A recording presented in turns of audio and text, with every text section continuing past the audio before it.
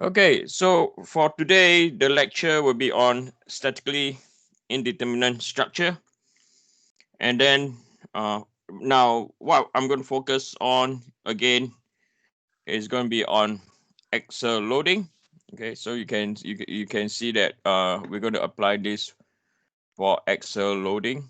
And then we are going to look at thermal stresses. So on your textbook, this will be chapter, we're dealing with chapter 2.9.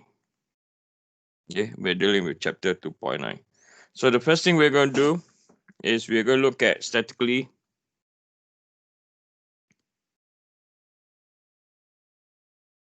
indeterminate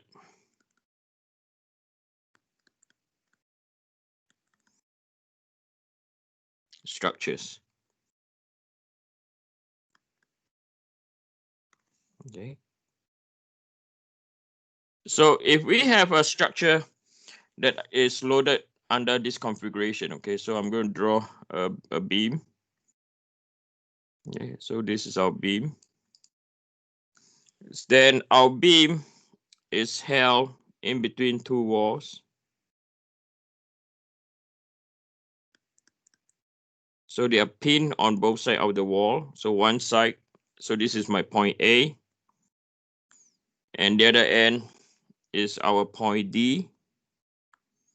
My B and C, we have loads in between. So this is the other end.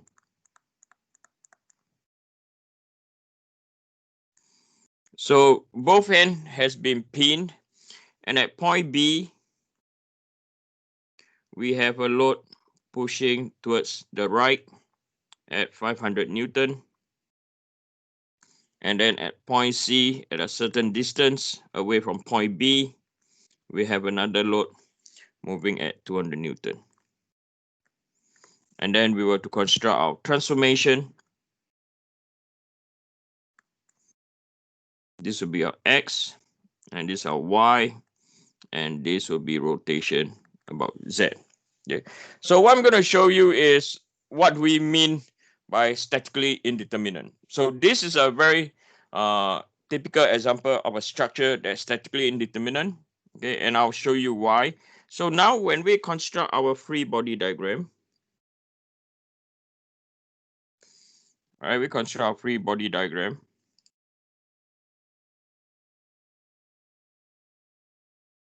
All right, we construct a free body diagram. So we have our point A, point B, point C, and again a point D. So we have a point down here going at 500 Newton. At point C over here is doing at 200 Newton. Okay, and point A and D, indeed they have reaction. So over here, so this is your dx, right? And then going in the opposite direction, this is your ax. Okay, now can anyone tell me why ax and dx are in that direction? Anyone?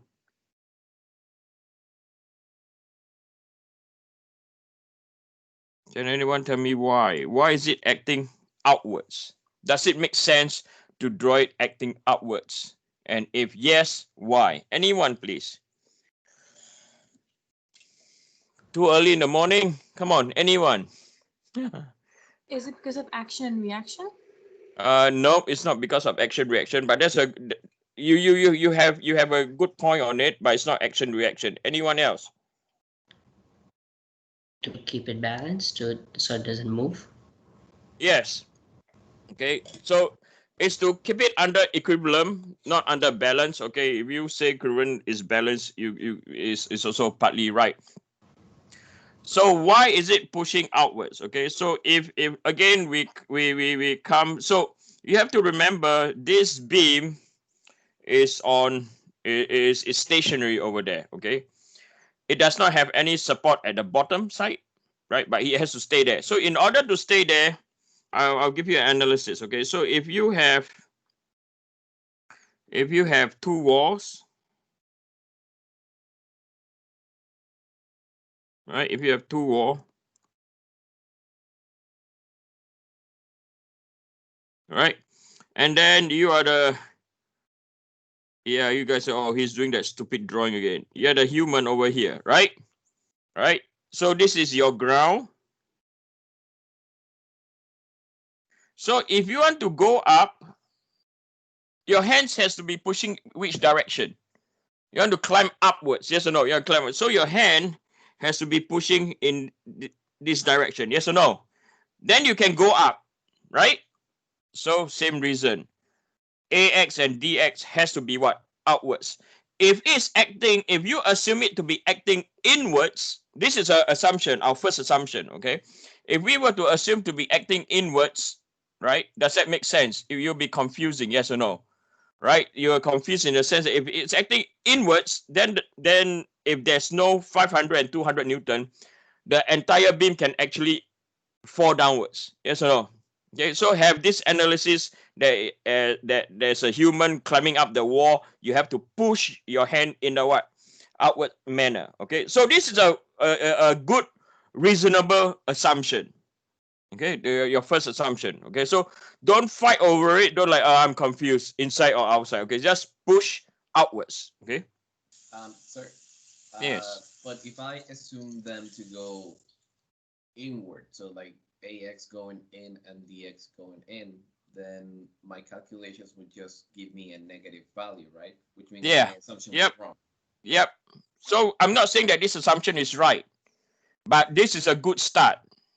Okay. Okay, I'm not saying that this is right. I'm saying this is a good start because if without the 500 and 200 Newton, like the human climbing upwards, right? Your hands has to be where? Outwards. Okay. So from here, we are going to assume, okay. So now you know why it's outwards. So we're going to assume AX. Okay, we're going to assume that AX and DX are pushing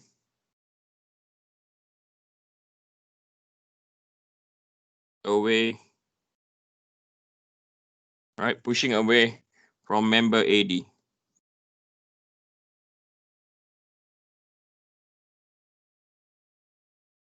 Okay. So now let's say we start using static analysis. Okay. So what I'm trying to drive to the point is this structure is statically indeterminate. Okay. So let's say we start using static analysis. So we go for static analysis.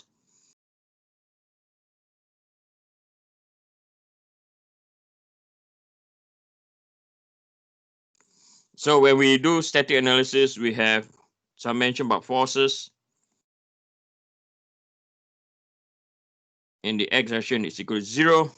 So you have minus AX plus by 500 plus by 200 plus by DX. The whole thing will be equal to 0. Okay, so minus AX plus by DX is equal to minus 700. Okay, so this will become your equation number 1, right? Then when we use static analysis, so you do x, y, and rotation about z-axis. Okay, so you do summation about forces about y is equal to 0. You cannot form any equations at all. Okay, and then the last one, the final one, you take, okay, I'm going to do summation about moment about z-axis. Okay, at point A, you're going to take moment at point A is equal to 0. And we know that moment, right, moment is equal to force, right, the direction of force multiplied by perpendicular distance.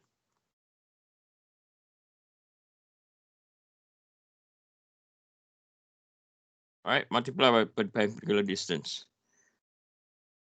So for this case, there's no perpendicular distance relative to the what? To the force. Yes or no? So when that's the case, again, summation about moment about z, there's no equation. Whole thing, well, so there's no equation is equal to 0. There's no equation. Okay. So by looking at equation number 1, right? By looking at equation number 1, you have one equation and you have two unknowns. Okay, so we only have one equation So from here, we can only form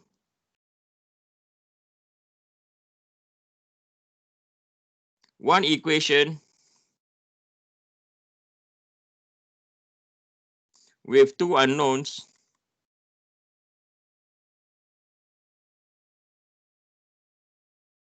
after the static analysis. So after we carry out the static analysis, so what do we mean by that? So we have done summation about forces in the x, summation of forces in the y, and we have done summation of moment in the z-axis is equal to 0, right? We are only able to form one equation with how many unknowns? With two unknowns. Or it can be two equations with what? Three unknowns. Or it can be three equations with what? Four unknowns. At any of these cases, okay, this is where the structure, okay, this is where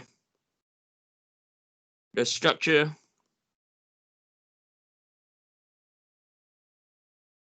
is known as statically indeterminate.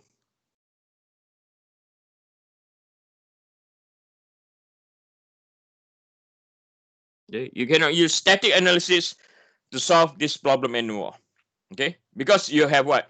You have more unknowns than what? Equation. Okay, so when there's a case, we must employ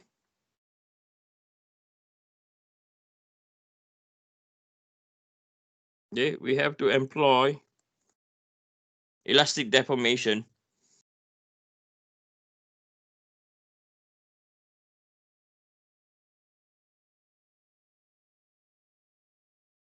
to solve the problem.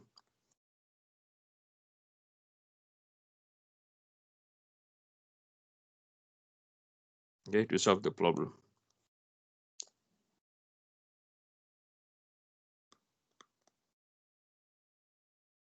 Okay, so now I'm going to tell you, or I'm going to show you the theory first. Okay, so what? Not theory. The procedure, more on the procedure on how to solve statically indeterminate structure. Okay, so this is the procedure, and it's quite abstract. Okay, but it's not impossible to learn. Okay, it's quite abstract, but again, it's not impossible to learn. So the solution procedure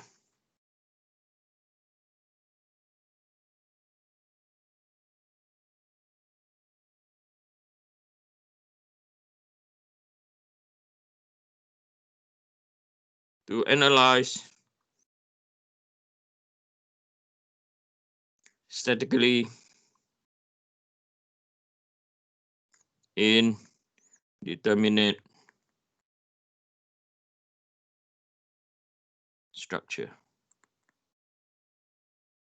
Okay, so how about do we solve these? Okay, so what we will do now, okay, is we are going to put redundant load. Okay, we're going to have redundant reaction.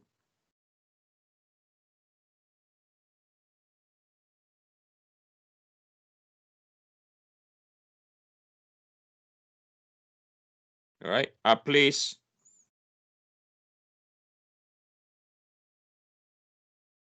with unknown loads. Initially, you don't know them, okay? Unknown loads.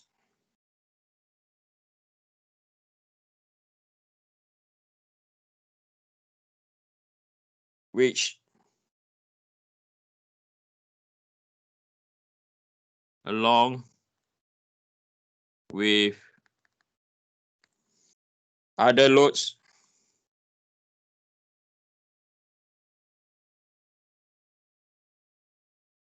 must produce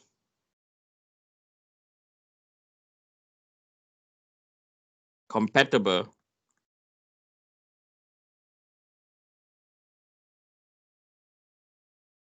Okay, deformation. So there's a lot of words. Okay, but don't worry about it. When I show you how to solve it, right? You will say, hey,